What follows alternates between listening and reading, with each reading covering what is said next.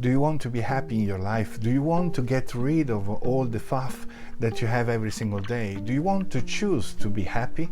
Then you are in the right place, because in this episode we are going to talk about how to get happy and what are the tips that you have to follow to be happy every single day and to choose to be happy every single day. So welcome back to Live for Wonder. Hello wonders. So today, because I have different tips, I need to read a little bit of them, because I have quite a long list of tips that can help you to be happy every single day. And actually, I prefer to say to choose happiness, because life is full of emotions, full of things that happens every single day. So you need to choose happiness, because happiness itself is just something that comes by accident, if you want. It seems more casual than what is actually can be. If you choose to be happy instead, your mindset, your life change, and that is what we want actually to have, right? So I start with the first one, and the first one is actually chasing the positive thing in life, actually looking at the positive things in life. Now, maybe for some of you is already natural to do so, for someone else maybe not, and I'm referring to those. In life, every single day we got positive and negative, and we can always choose what to look at. If something happened, you can always see the worst part or the better part. And maybe someone of you says, oh, well, yeah, you discovered the hot water. Yeah, I know. But I need to remind this to people that used to see always the things that are lacking in their life, lacking in the situation, or maybe they are so focused and concentrated on their routine, on the things that they have to do, that maybe forget about the important thing that is actually see the positive part of what's happening around you. And I was one of them. I was one of the person that it was always negative, because I have my schedule and I didn't want to break my habits or my things, and everything was in the middle, was always a sacrifice at a certain point. And that is not really a good way to live a life, because you will be always angry and you don't learn anything else. You just learn how to be angry every single day. But this is not what is this episode about. We want to actually learn how to choose happiness. So to start to choose happiness every single day, you need to start to change the way you look at the things. Change the way that your brain tells you to look at the things. If someone maybe is in late, look at the positive things.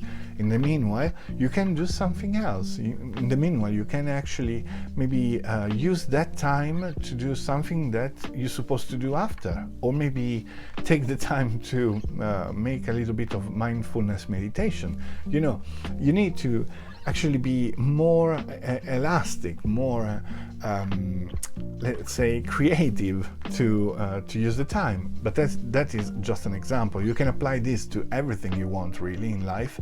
I'm sure I don't have to be the person that tells you how to be creative in your little world, little big that it is.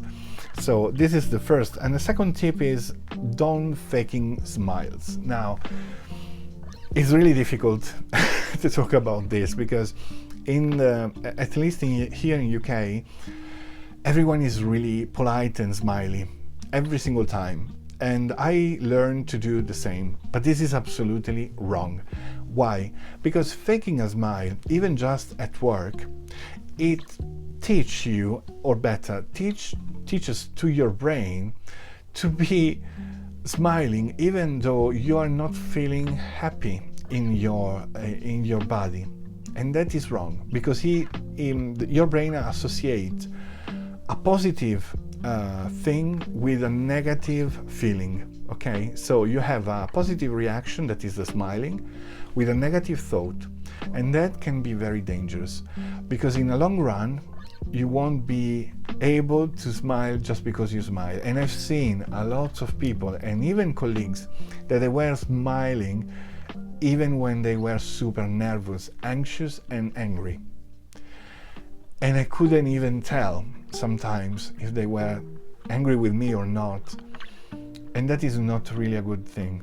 In the long run, will literally destroy your brain on that particular thing. And this is a study that was made by a psychologist in, if I remember well, in America. So it's not something that actually I'm telling you out from nowhere. The third thing actually is to hold on passions. It means that you need to give the same relevance to your job, family, and passions. These need to be like a balance, okay? So the more you give time for your job, the less time you have for the rest. And an unbalanced life for your brain and for your health is not really what you want. You really need to think about having a balance between all the things. And also your passions are the things that motivates you and gives you happiness along the weeks, along the month and years. It's something that you choose to do because you love to do. Sometimes people can have their job as a passion as well, because they maybe are doing their dream job, and that's fine, like I'm doing, for instance, but you need to stop you a certain point and give balance to the rest of your life. Otherwise, you're being sucked from your job or your passions, and you don't have anymore a kind of balance, and in that moment you will start to lose things, and you don't even know why. Okay, you won't know why. Now, the fourth is something that maybe sounds obvious, but it's not really. If you watch my previous videos about friendship, you know what I'm talking about. Friendship, having a good friend or friends, is really important, is basic, because they can tell you when you're wrong, when you're right. You know, it's a kind of a mirror that you have there. And more important is have to deal with positive friends.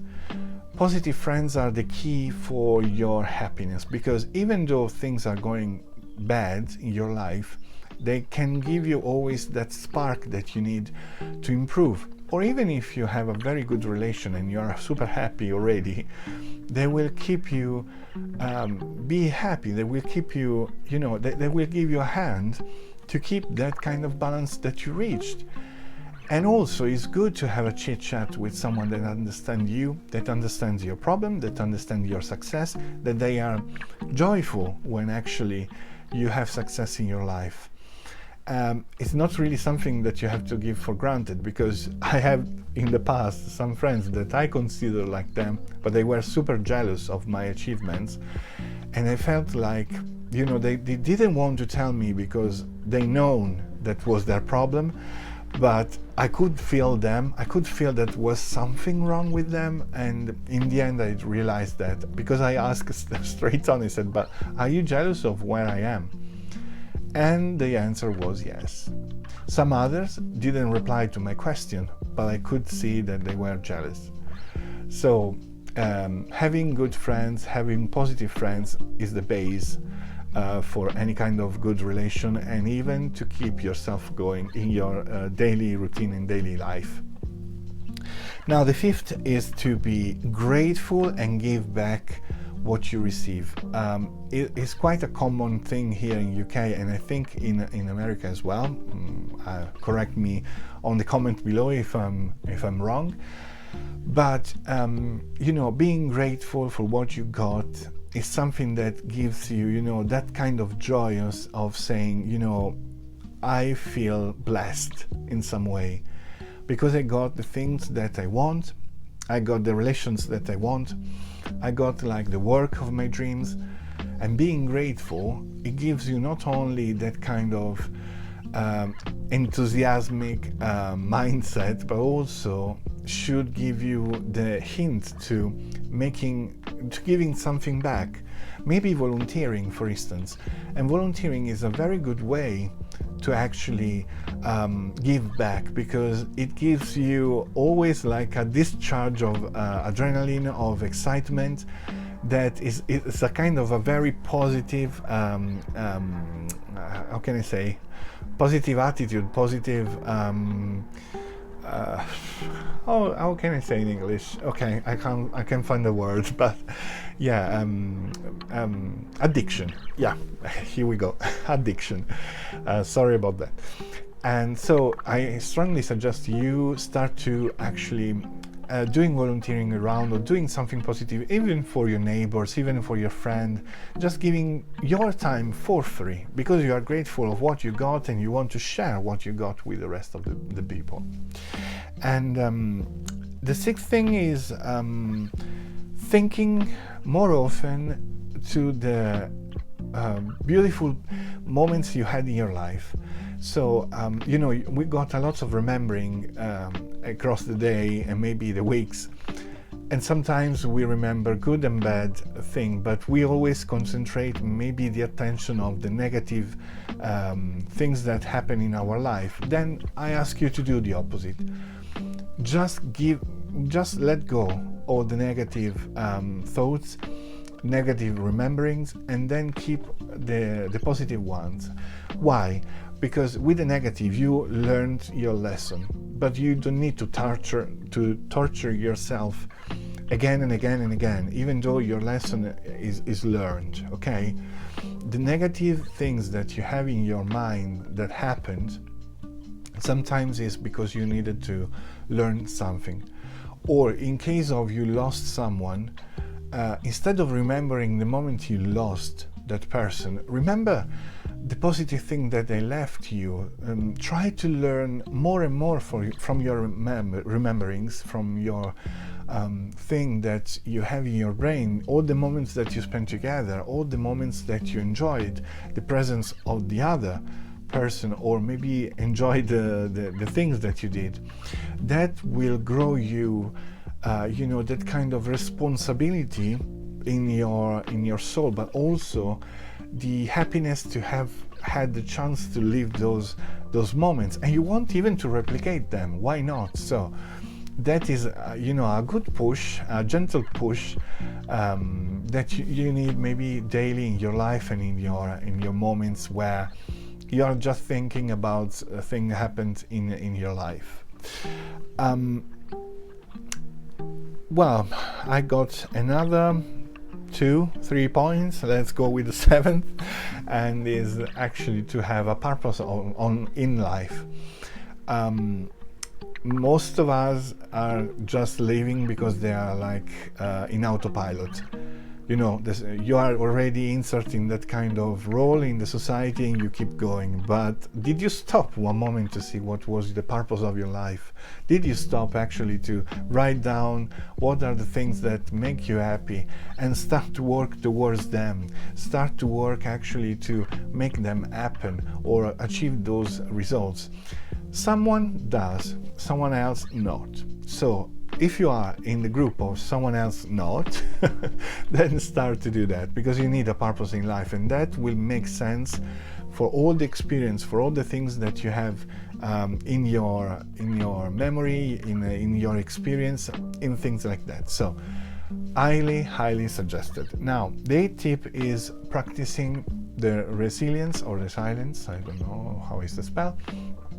Practicing that, because it prepares you for the bad moment in life that of course happens, always happens, but you can actually live them in a different way, not being you know, overwhelmed of the situation that are happening all at once, but just chilling down and understanding how to solve problem by problem. Okay, if there is a solution, if there is a question of acceptance, just acceptance for the pain or whatsoever, you will be able to manage much more, and you won't end up with anxiety and depression. That is the major things and the major problems for keeping going with the happiness. So highly suggested.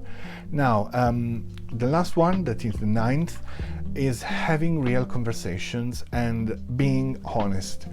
When you speak with someone else, don't lie. Try to be honest. If you do want to tell something that is much personal, much more than, you know, than general common things, it's fine, but don't lie. Just tell them, you know, I don't feel comfortable to talk about this. I know maybe this is absolutely give for granted for some people, but is it really important that you do that? Because, you know, sometimes even because you don't have time, you just say a lie or just say, sorry, I don't have time. Maybe it's not true. Maybe just say, I'm sorry, I'm not interested, or sorry, in this specific moment I can't really give the attention you deserve. So if you don't mind, I will come back to you in some time. And even if you're talking with someone and having a long conversation, try to don't fake it. Try to don't make up stuff that are not true. Just be honest with yourself, because, you know, the more you are honest, the more you will feel like I did the right thing, and then will cheer you up. Even though maybe you don't make on an interview, at least you know that you gave the 100% of what you gave. Be aware that sometimes we are convinced that we made the 100%, but it's not, because basically we are so into lying, so into giving the right answers instead of giving out the truth, that maybe that can make the difference. So I know that it's quite a long video, this one, but I hope you enjoyed. I thank you very much for your attention. As usual, I remind you to leave a comment if you want to ask me something or you want to add something to the conversation. I would be more than happy to reply to you. And also don't forget to subscribe, to press the like button, and to press the bell to receive all the notifications for the new videos. From me, it's everything. And I remind also that you have my Instagram and all the other contacts down below in the descriptions. Don't forget to live for wonders. And see you next video. Thank you very much for your attention, and bye bye.